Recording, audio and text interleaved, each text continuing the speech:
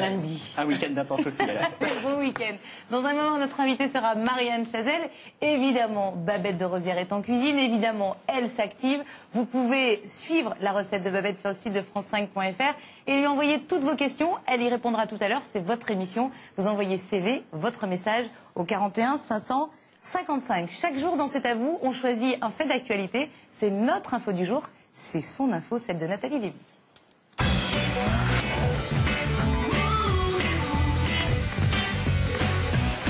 Délicat, puissant, fruité, épicé, le chocolat est à l'honneur. C'est la 15e édition du Salon du Chocolat.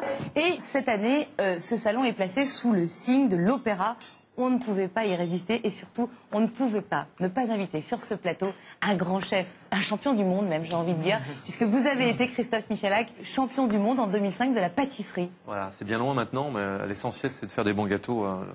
La Coupe du Monde, en fait, ce que je dis très souvent, c'est qu'en France, on a besoin d'avoir une reconnaissance, malheureusement. Donc voilà, c'est pour ça que j'ai accédé à ce titre. Mais la vraie vérité, c'est de faire des vrais et des bons gâteaux. Je peux vous poser une question? Oui, c'est ce que j'allais dire. Est-ce que vous avez un lien de famille avec l'original? Qu'est-ce que ça nous emmerde tous les jours? Christophe Michalak, Jérémy Michalak, et vous êtes l'invité de Nathalie Lévy. Oui, alors un chiffre, peut-être pour commencer, un invité, un chiffre, près de 7. Pourquoi 7 kilos de chocolat par an, par personne. Les Français, on est addicts, on est gourmands. Qu'est-ce que vous en pensez?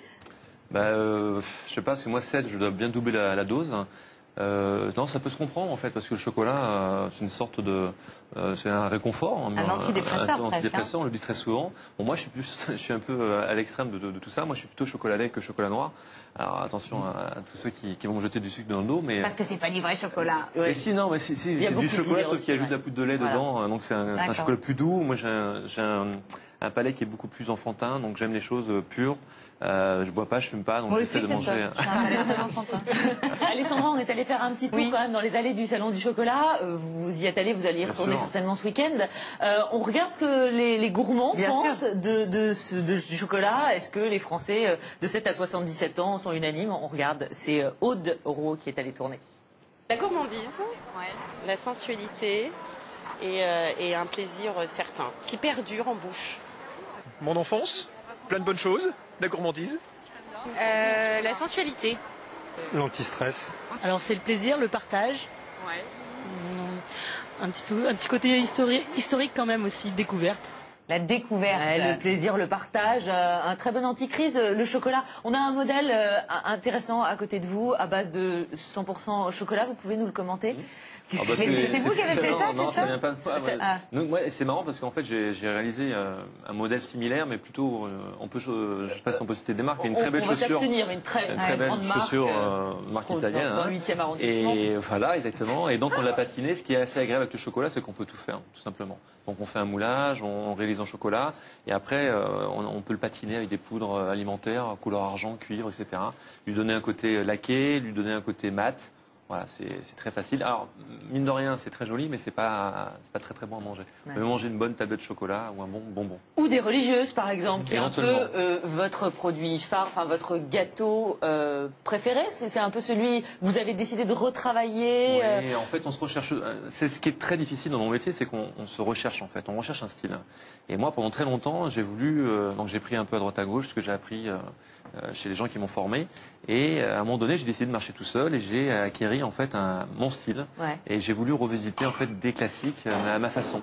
Donc voilà, la religieuse, je trouve que c'est... Déjà, qu'est-ce qu'on aime manger dans la religieuse? C'est le petit chou, on aime le croquer. J'ai fait une religieuse caramel beurre de sel, parce que je trouve que c'est juste démoniaque et c'est à mourir. Et la petite, ce que j'appelle l'ursuline en fait autour, au lieu de faire des pointes en crème au beurre, en fait, on a fait une ursuline comme une vraie religieuse. Parce que moi, j'étais marqué, je sais pas comme vous, comme le film de De Funès avec les gendarmes et les gendarmettes, où à un moment donné, il y a la bonne sœur qui le conduit dans ses deux chevaux, et voilà, et c'est que des clins d'œil comme ça, en fait. D'accord.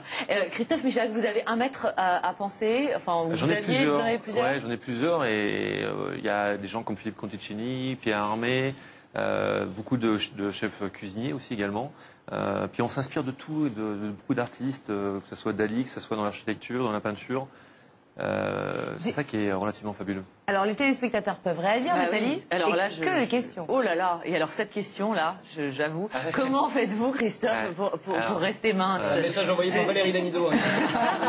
Valérie Damido qui défile d'ailleurs en robe en chocolat. C'est une bonne Lara Fabian, Armand Altaï, qui a défilé au salon du chocolat, des robes en chocolat. Chaque année, hein, on en voit, effectivement, c'est magistral quand même. Ouais, non mais restez mince. C'est vrai que manger du chocolat, finalement, ça fait grossir ou pas, Christophe? Alors déjà, là on arrive en période d'hiver, donc en général quand je prends du poids, je prends une veste hein, quand je suis en plat de Donc aujourd'hui vous avez du poids. Et quand je prends un peu plus de poids, je prends une veste avec un petit gilet. Donc vous voyez, là en ce moment je suis pas au top de ma forme. Non, je vais vous dire, moi je mange à ma faim, je mange même beaucoup plus qu'il ne faut parce que je suis boulimique de ça, donc j'adore manger.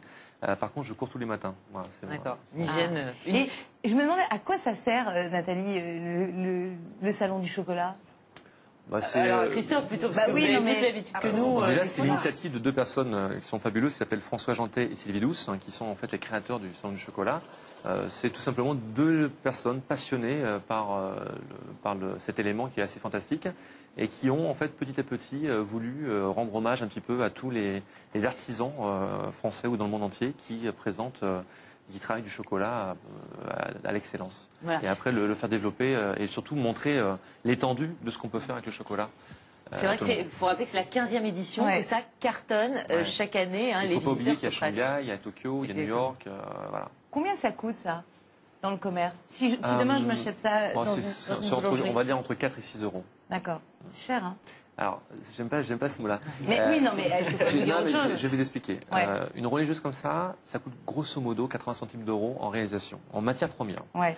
Après, il faut une certaine technicité, du travail, etc. Donc, pour un produit grosso modo qui va vous coûter 1 euro, 1,20 €, vous le revendez que 4 euros. C'est quand même, moi je trouve que la marge n'est pas si énorme que ça. Et c'est vraiment, il faut défendre les artisans français qui font vraiment du très beau travail. Ouais. Parce que mine de rien, moi je mets tout mon amour pour faire ce genre de choses. Et puis voilà, quoi, ça se ressent quand on le goûte. Enfin, j'espère. 4 euros si c'est tout son amour. Mais c'est ce que j'allais dire.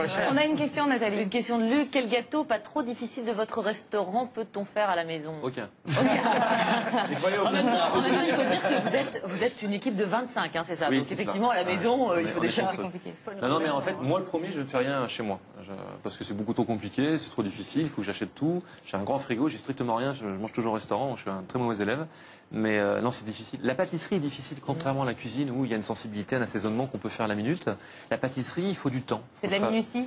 La minutie, et puis surtout, parfois, il faut travailler 2 jours ou une journée à l'avance. Mais ça, c'est une tuerie, ça vaut 4 euros. Jérémy Michalak, ça vaut plus, dans le plus cher, toujours, ça vaut carrément plus. Je vous remercie d'être venu sur ce plateau. On va tous faire la queue derrière la porte de service pour les restes, Christophe Michalak. Et puis plein de bonnes choses pour la suite, j'ai envie de vous dire. Merci beaucoup. Très bonne dégustation. Ça fait plaisir. Je regarde ça justement de côté pour notre invitée qui est Marianne Chazelle et qui va arriver dans un tout petit moment parce qu'elle nous en a demandé un. Regardez Marianne, je vous le mets de côté. Allez, justement dans un moment on fera un petit tour en cuisine avec Babette de Rosière et je vous propose de rester avec nous, Christophe, le temps de s'énerver un petit peu puisque chaque jour Nicolas Poincaré ici même s'énerve. Et ce soir, justement, vous vous énervez avec cette baisse de la TVA. On n'y comprend plus rien. Ça a baissé, oui, mais les restaurateurs ne jouent pas le jeu. Et non, et on a eu les chiffres cette semaine. On l'avait tous constaté, qu'à part le millefeuille du plat de la télé, ça n'avait pas beaucoup baissé. Si on l'a pas fêté 10 fois, c'est 15. On avait tous remarqué que ça ne baissait pas beaucoup, mais on a eu les chiffres officiels cette semaine. Donc, c'est intervenu au mois de juillet dernier, cette baisse. Le premier mois, ça a baissé d'1,3% les prix. Le deuxième mois en août, moins 0,2%, alors que l'inflation générale, c'est-à-dire le reste des prix baissait de moins 0,4, donc moins que la déflation générale. Et je rappelle juste, Nicolas, à la base, elle était à 15, et elle est descendue à 5,5. Elle est descendue à 5,5. Voilà. Alors, sauf l'alcool, bon, et puis il y a le service, etc. Donc, on ne s'attendait pas à une baisse des prix de 10%, mais tout de même, là, on s'aperçoit que donc moins 0,2 en août et en septembre, le mois dernier, pour lequel on a des chiffres, 0. Les prix ont cessé de baisser complètement. Donc la baisse des prix dans les restaurants, c'est terminé apparemment. Les restaurateurs n'ont pas tenu leurs promesses. On leur a fait confiance. Ils ont fait des promesses, on leur a fait confiance et maintenant, il n'y a pratiquement aucun moyen de revenir en arrière.